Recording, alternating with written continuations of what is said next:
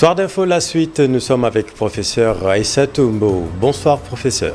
Bonsoir chérie. Nous sommes très heureux de vous recevoir ce soir sur la télévision Futur Média, membre du comité scientifique du festival Thiaroye 44. Alors professeur, Paris a reconnu mort pour la France à titre posthume 6 tirailleurs sénégalais. Ce geste mémoriel a provoqué la réaction du président du parti au pouvoir ici au Sénégal, PASTEF, qui se trouve être aussi le Premier ministre. Alors vous, quelle est votre réaction ? Alors je pense que c'est un discours courageux, Oui. c'est un discours audacieux, pertinent dans le contexte de l'approche de la célébration donc de la journée des tirailleurs, de l'approche surtout de la commémoration du massacre de Thiaroye très prochainement. Alors, je pense que depuis qu'il est député, le président du PASTEF avait commencé donc, à parler de cet événement et à inviter le parti au pouvoir à l'époque à s'intéresser sur la question. Voilà, je pense que son discours a été courageux, surtout quand il a parlé du fait que la France devrait changer de stratégie. Oui, de méthode. La France devrait changer de méthode. De stratégie. Vous souscrivez complètement à son message ? Exactement. Parce que la France, elle est aussi adepte de la falsification de l'histoire. Et qu'est-ce qui vous fait dire ça ? Juste par rapport à cette histoire-là ? Par rapport au massacre de Thiaroye, oui. C'est à propos du chiffre. Oui.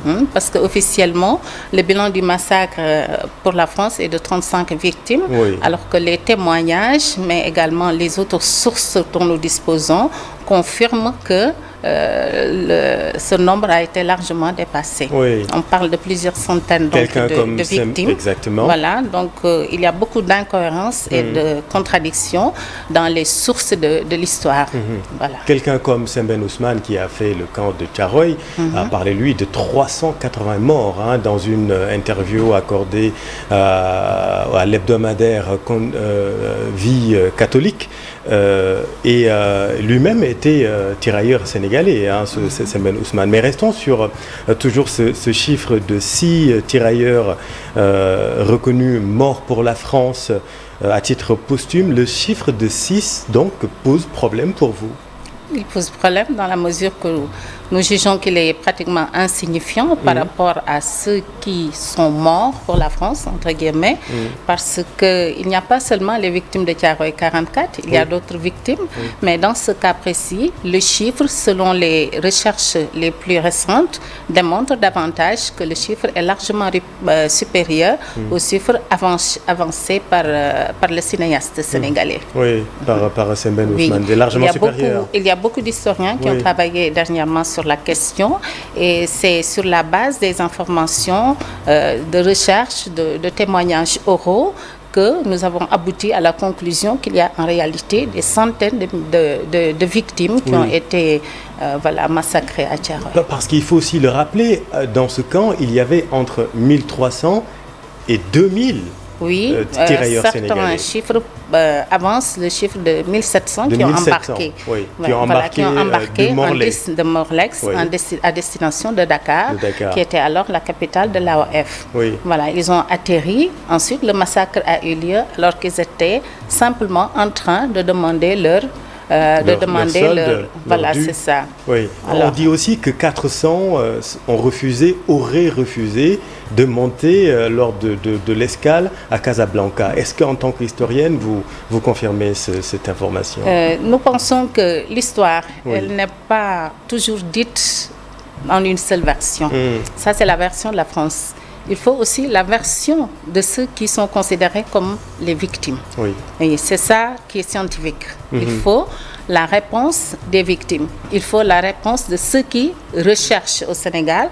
Et cette réponse doit prendre en compte les préoccupations d'ordre scientifique, à savoir réhabiliter la vérité historique. Parce que nous savons que les chiffres avancés par la France, ainsi que le déroulement des événements, parce que la France elle-même parle de mutinerie, alors que les Sénégalais parlent de massacre. Oui. Donc il y a contradiction, oui. Il y a incohérence. Et effectivement, la sémantique a évolué. Hein. On parle aujourd'hui de massacre de Thiaroye. On oui. a longtemps parlé de répréhension. Aujourd'hui, clairement, tout le monde reconnaît que c'était un massacre. Oui, la France a reconnu quand même qu'il y a eu massacre, oui. Mais il faut quand même qu'elle avance oui. Dans le but de dire toute la vérité sur ces faits historiques, sur cette douloureuse page de l'histoire que nous partageons avec elle. Oui. Parce que les archives donc, sont détenues par la France elle-même. Absolument. Et il y a toujours un problème pour oui. l'accès à ces archives oui. du côté des Sénégalais désireux de faire des recherches sur la question. Alors François Hollande, en 2014, avait quand même remis la copie intégrale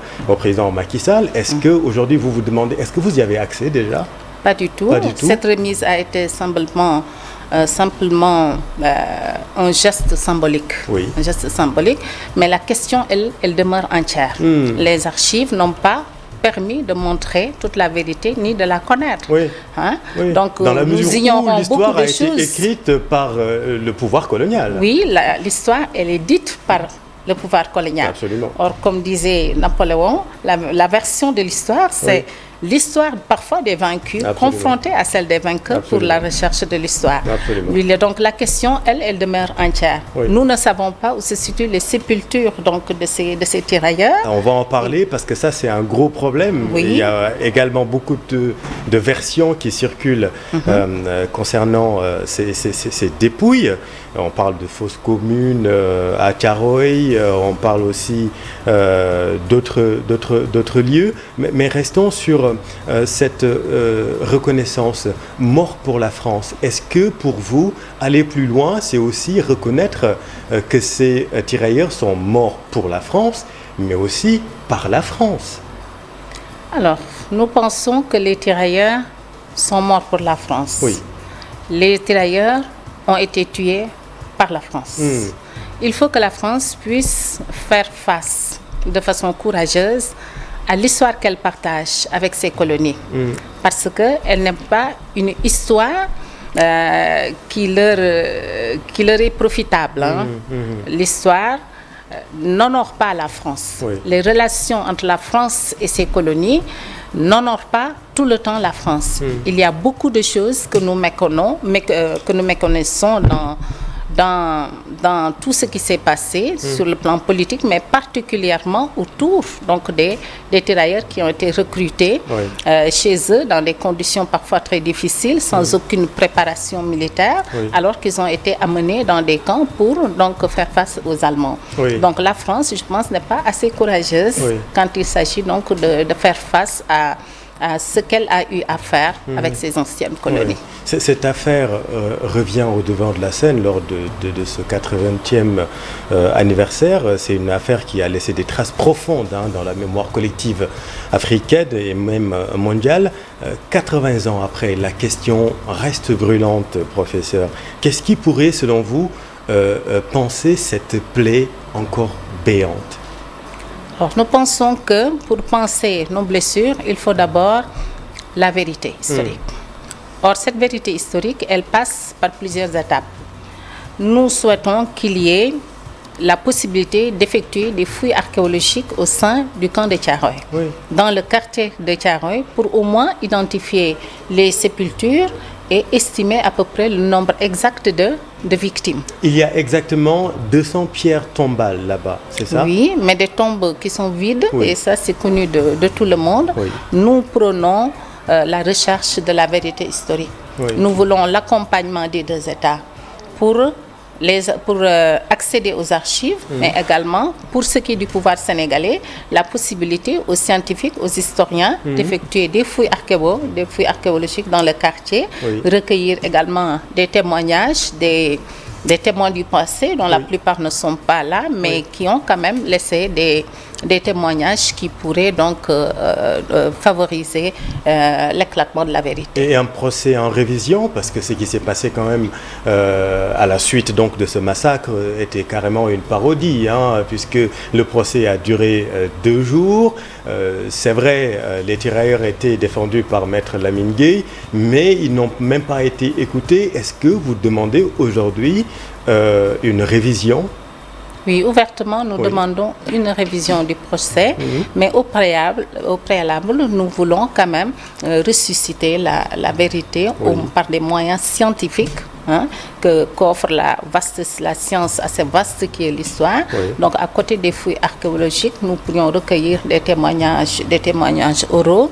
Donc, nous pouvons recueillir des sources, disons, muettes, qu'on peut parfois ramasser même à Thiaroye, afin de pouvoir par la suite rouvrir le procès pour avoir une argumentation assez solide. Alors, les fouilles archéologiques, c'est-à-dire aller chercher ces fosses communes, parce que c'est important de le préciser d'ailleurs, en 2017, Augustin Tine, le ministre des Forces armées, déclarait qu'aucune fosse commune n'a été retrouvée ni même située à ce jour.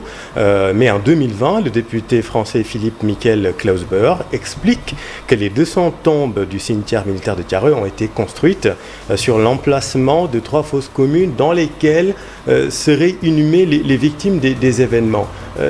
Est-ce que pour vous, il faut aller vraiment chercher ces dépouilles? Oui, nous le pensons, d'autant plus que au jour le jour, depuis que nous sommes tous jeunes, nous habitants de Thiaroye, population de Thiaroye, nous entendons des témoignages de vieilles personnes sur la mutinerie, sur cette fameuse journée du 1er décembre, à savoir qu'il y avait beaucoup de remous dans le camp, alors que l'accès leur était interdit.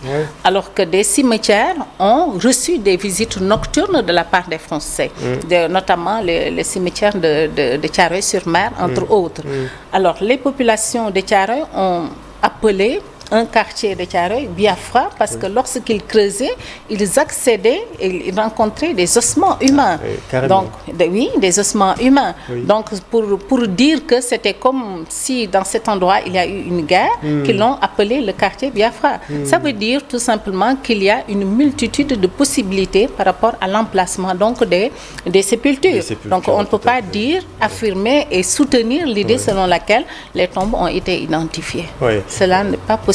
Et rappelons que ces hommes ont été tout simplement spoliés de leur solde, alors que la circulaire du ministère de la Guerre en France, numéro 2080 du 21 octobre 1944, précise que les sommes seront versées pour un quart en métropole et les 3 quarts au moment du débarquement. Mais l'armée a rechigné à payer. Ma question que je lance à l'historienne que vous êtes, pourquoi ils ont refusé?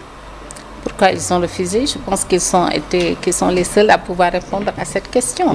Parce que récompenser des travailleurs a toujours entré dans le cadre donc, de ce que la France elle-même a appris à ses colonies.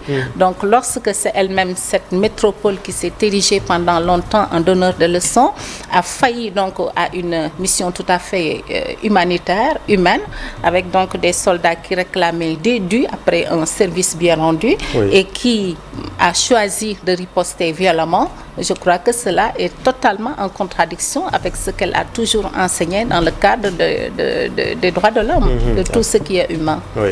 Alors, le 80e anniversaire donc, sera célébré cette année. Vous, au niveau du comité, vous avez prévu quelques événements donc, qui auront lieu du 28 au 4 décembre. Qu'est-ce qui va se passer exactement? L'activité la plus importante à nos yeux sera le colloque que nous comptons organiser et qui se déroulera au niveau de l'université Cheikh Anta Diop de Dakar et qui va mobiliser les historiens autour de la question, notamment des professeurs au niveau du département d'histoire. Donc le comité d'organisation est toujours en train de travailler dans le sens donc de faire de ce colloque un succès. Alors, mis à part ce colloque, d'autres activités sont prévues au sein de la commune, notamment un recueillement, pas dans un seul endroit, mais au niveau de Thiaroye Gare, au niveau de Thiaroye-sur-Mer. Il y a également une marche qui est prévue pour accélérer la sensibilisation pour les populations. Il y a également d'autres activités d'ordre culturel, d'ordre sportif qui sont prévues avec les artistes locaux, des artistes nationaux, mais également les clubs de sport. Oui. Rappelons que vous enseignez l'histoire et la géographie au lycée de Keur Massar. Oui, c'est ça. Merci beaucoup, professeur. Merci également. C'était un immense plaisir de vous recevoir. Merci à vous, chers téléspectateurs. Restez sur TFM. Vous êtes au bon endroit. Bonne soirée.